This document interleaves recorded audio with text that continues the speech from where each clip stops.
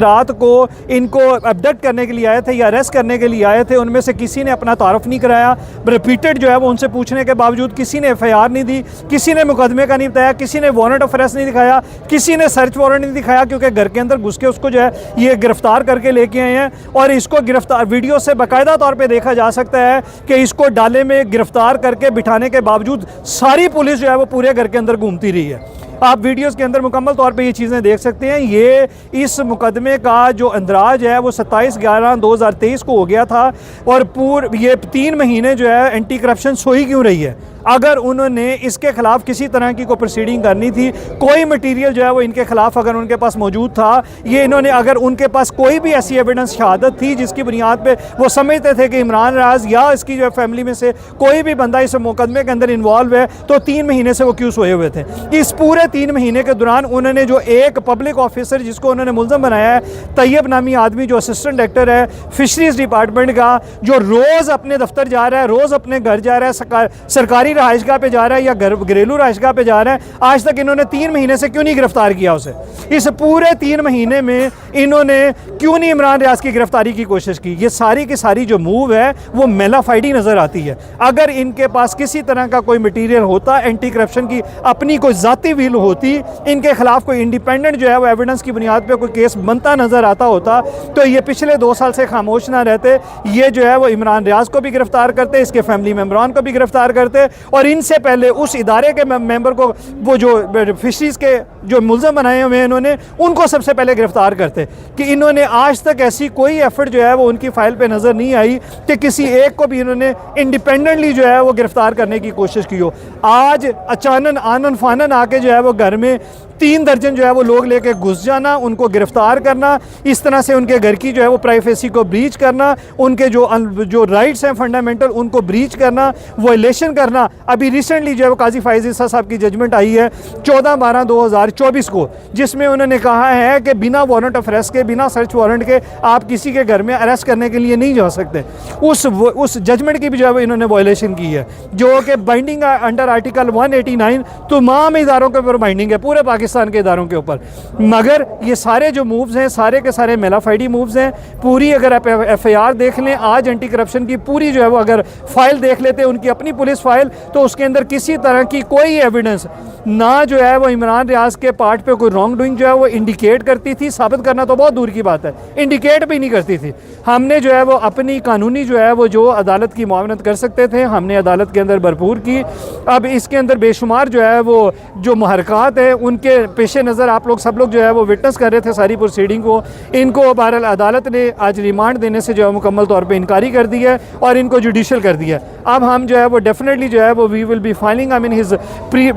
Post rest bail, और जो है वो जिसके लिए हमने वकालतनामे साइन करवा ली है अदालत से। और आज ही जो है हम कोशिश करेंगे, अगर हमें एंटी करप्शन की अदालत खुली मिल गई तो आज ही फाइल करेंगे, वरना इंशाल्लाह जो है वो हम कल जरूर जो है उसको फाइल करेंगे। मुबैना तौर पर एक कैंपेन इमरान रियाज के ख़िलाफ़ जो है वो शुरू की गई,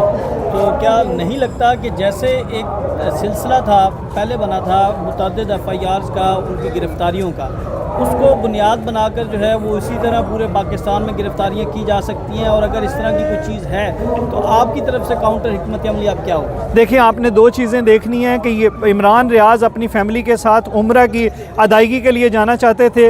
एक पाकीज़ा जो है वो फ़र्ज़ अदा करने के लिए जाना चाहते थे, एक सेक्रेट जो है वो ड्यूटी अपनी अंजाम देने के लिए जाना चाहते थे। इनको एयरपोर्ट से रोक लिया गया।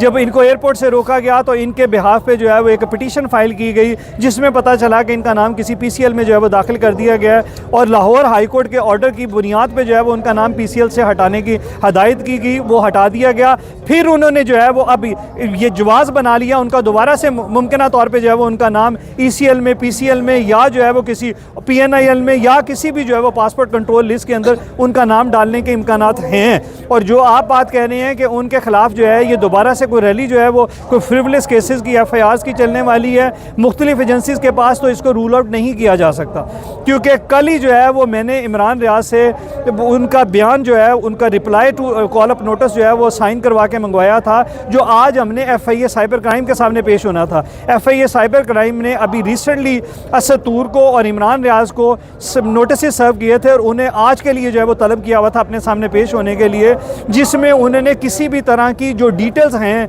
जो एलिगेशंस हैं या जो मटेरियल उनसे प्रोब किया जा रहा था या उनके ख़िलाफ़ जो है वो कंसिडर किया जा रहा है, उसकी डिटेल्स नहीं दी हुई थी। इसी की बुनियाद पे जो है वो इमरान रियाज का एक बड़ा डिटेल किस्म का कॉम्प्रिहेंसिव किस्म का रिप्लाई तैयार हुआ। रात ही जो है वो मेरे पास, बल्कि आप लोगों में से कुछ लोग यहाँ पे मौजूद हैं जिन्होंने जो है वो अपने सामने जो साइन होते हुए देखा है वो रिप्लाई आज हम जो है वो एप्रीहेंड कर रहे थे। रात भी हम ये एप्रीहेंड कर रहे थे कि अगर उठाया गया तो मुमकिन तौर पर शायद साइबर क्राइम की तरफ से ये जो है वो कोई मूव ना हो, लेकिन बाद ऐसा जो है वो हमें उसकी कंफर्मेशन आई अपने सोर्सेज के ज़रिए से कि साइबर क्राइम ने नहीं किया। बट सुबह जो है वो फिर हमें अर्ली मॉर्निंग जो है वो ख़बर मिली कि ये एंटी करप्शन ने जो है वो उसको कर लिया। ये रात बिल्कुल जो है वो चोरों की तरह घर में घुसे हैं, बिना कोई FIR दिखाए, बिना कोई सर्च वारंट दिखाए, बिना कोई वारंट ऑफ अरेस्ट दिखाए, बिना किसी मुकदमे की डिटेल्स दिए, बिना अपना तारफ़ कराए, बिल्कुल नामालूम अफराद की तरह जो है ये वहाँ से घर से गिरफ्तार करके, या आप उसको गैर कानूनी तौर पे अगवा करके भी कह सकते हैं, लेके आए हैं। जब बहुत ज़्यादा शोर जो है वो मीडिया पे चल गया, तब जो है वो इन्होंने अपनी उसकी जो कस्टडी है वो क्लेम नहीं की, बल्कि चोरों की तरह लाके अदालत में पेश कर दिया। अगर इनके पास कोई मुकदमा था जो 27/11/2023 से FIR के मुताबिक रजिस्टर्ड था, तो आज तक इन्होंने 3 महीने उसको गिरफ्तार करने के लिए क्यों कोई कोशिश नहीं की? तो ये सारी चीज़ें इसकी मेलाफाइडी जो है मूव जो है वो बताती हैं और मेलाफाइडी जो है वो इंडिकेट करती हैं। इस मुकदमे का एक अहम नुकता ये भी है कि इमरान रियाज साहब के वालिद और भाई उनको भी नामजद किया गया, तो उस हवाले से क्या आप कानूनी कार्रवाई करी जाए? देखें, अगर तो आप देखें FIR के नकात को और FIR के कंटेंट को और FIR जो इनके पास मटीरियल मौजूद था, तो बिल्कुल सिरे से ये मुकदमा नहीं बनता। किसी तरह की कोई रॉन्ग डूइंग की उनके पास कोई एविडेंस नहीं थी। ये इस केस में ज़ीरो एविडेंस थी,